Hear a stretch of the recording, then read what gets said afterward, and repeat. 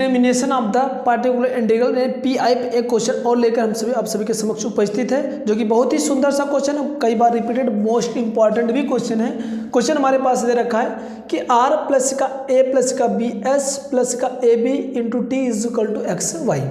देखो ऐसे क्वेश्चन में हमने क्या कहा, जब यहाँ पर कुछ टर्म दे रखे तो उसके केस में हमारे पास जो सोल्यूशन इसका जो आता है z इज इक्वल टू हम लोग बोलते हैं क्या, सी एफ प्लस का पी आई पार्ट, दोनों पार्ट हम लोग को निकालना होता है।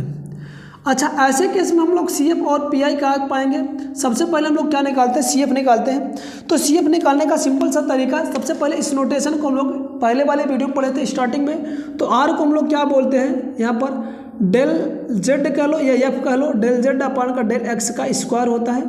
इसको हम लोग अगर डिनोटेशन फॉर्म लिखेंगे तो डी टू जेड लिखेंगे, और मेरे पास जो एस होता है उसको हम लोग डी टू जेड अपान का, ये टू है, डी टू जेड अपान का डी एक्स डी वाई होगा, और इसको हम लोग डिनोटेशन फॉर्म लिखेंगे तो डी डी डैश लिखते हैं।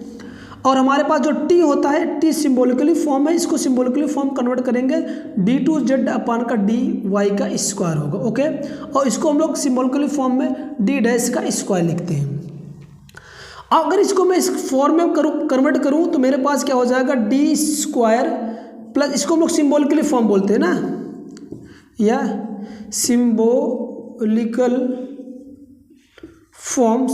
फॉर्म अगर कन्वर्ट करें तो मेरे क्या बन जाएगा, ये डी स्क्वायर प्लस का ए प्लस का बी, इसको हम लोग डी डी डैश बोलेंगे, प्लस का ए बी डी डैश का स्क्वायर इंटू का होल में Z is equal to X Y बनेगा, ओके। इसके बाद हम लोग सी एफ फाइंड करेंगे। सी एफ फाइंड के लिए एक्सिलरी इक्वेशन हम लोग बनाएंगे, तो यहाँ से मेरे को क्या हो जाएगा,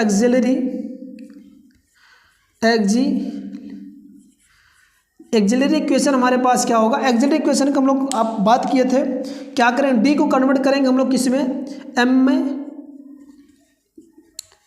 और डी डैश को हम लोग कन्वर्ट करेंगे 1 में, और इसकी वैल्यू मेरे को A B is equal to 0 आ जाएगा।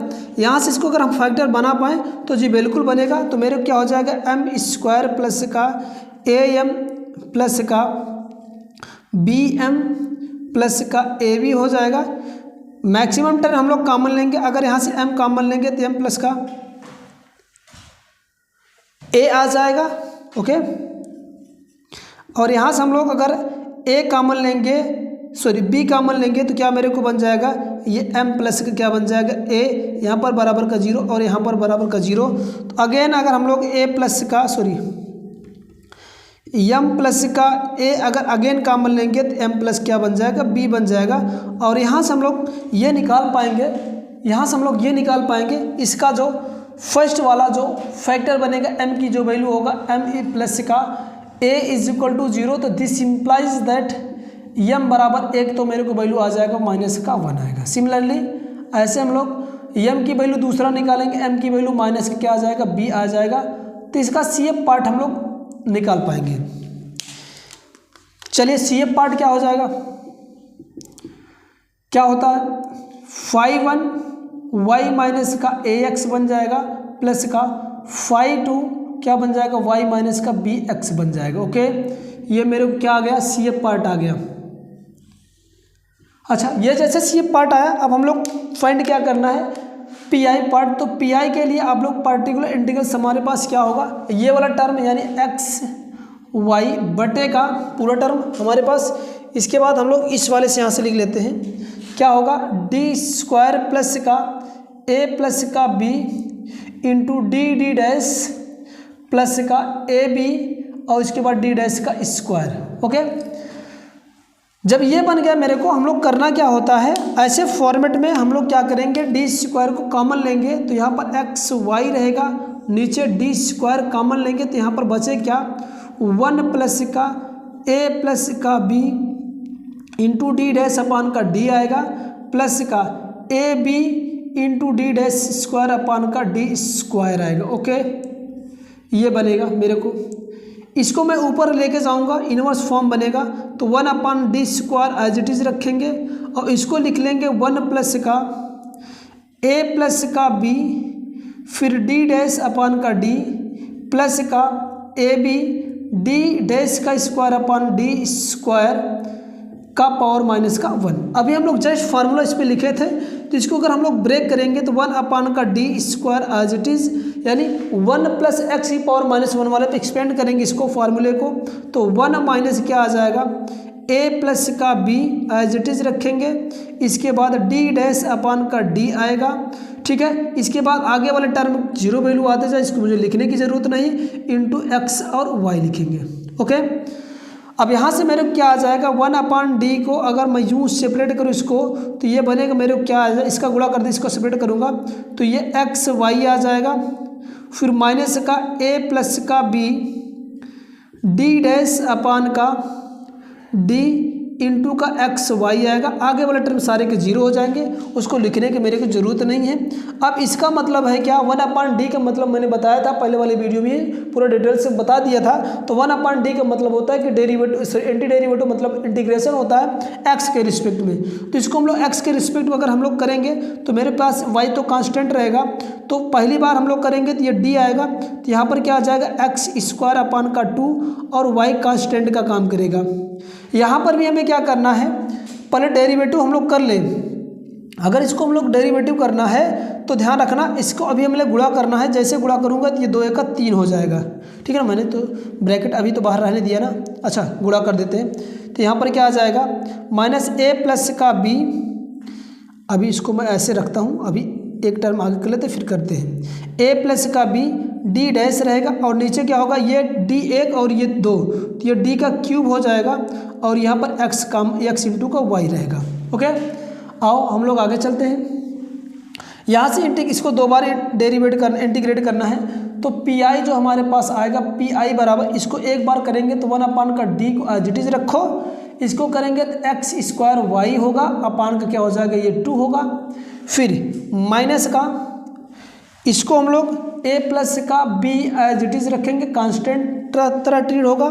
तो डी डैश मतलब क्या है आपका, ये y के रिस्पेक्ट में ये डेरिवेटिव है, तो एक्स वाई को y के रिस्पेक्ट में एक बार डेरिवेटिव करेंगे क्योंकि एक ही बार है, तो डेरिवेटिव करेंगे तो y की वैल्यू 1 हो जाएगा, तो बचेगा x, तो यहाँ पर 1 अपान का d3x आएगा, ओके।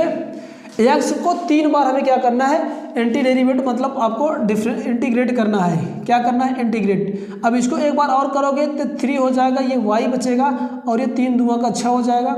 ये a plus B as it is रखेंगे, इसको एक बार हम लोग करेंगे तो मैं यहाँ पर करके दिखा देता हूँ, जिससे डायरेक्ट लिख दूंगा। 1 अपान डी को करूँगा तो स्क्वायर जाएगा, तो ये एक्स स्क्वायर अपान का 2 आएगा।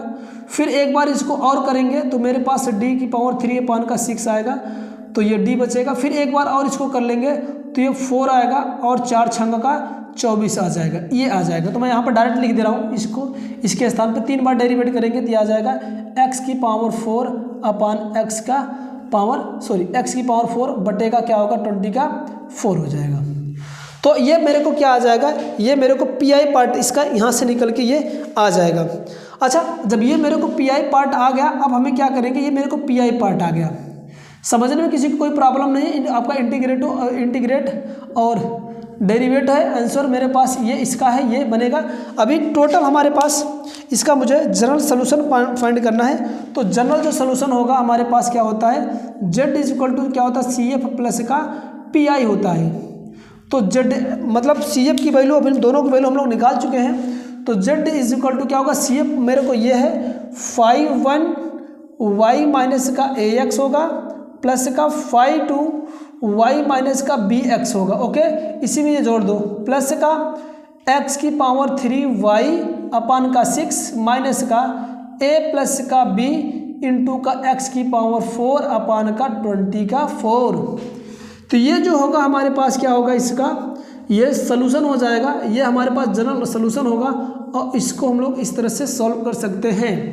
उम्मीद है कि वीडियो आपको बहुत ही पसंद आया होगा। यदि आप सभी वीडियो को स्टार्टिंग से लेकर अंत तक आप लोग देखे होंगे तो श्योर है कि किसी प्रकार का आपको डाउट नहीं रहेगा। फिर मिलेंगे आपको अगले वीडियो में। बस एक बात आप लोग कहना चाहूँगा, अगर वीडियो आप सभी को अच्छी लग रही है तो आपको ज़्यादा से ज़्यादा शेयर करिए और लाइक कर दीजिए, जिसको हम लोग को मोटिवेशन मिलेगा और उसको बढ़िया से बढ़िया हम लोग कंटेंट को लेकर आप सभी के समक्ष उपस्थित होंगे। तो हम अगले वीडियो में मिलेंगे, फिर ऐसे आप बने रहेंगे। तब तक के लिए जय हिंद, जय भारत।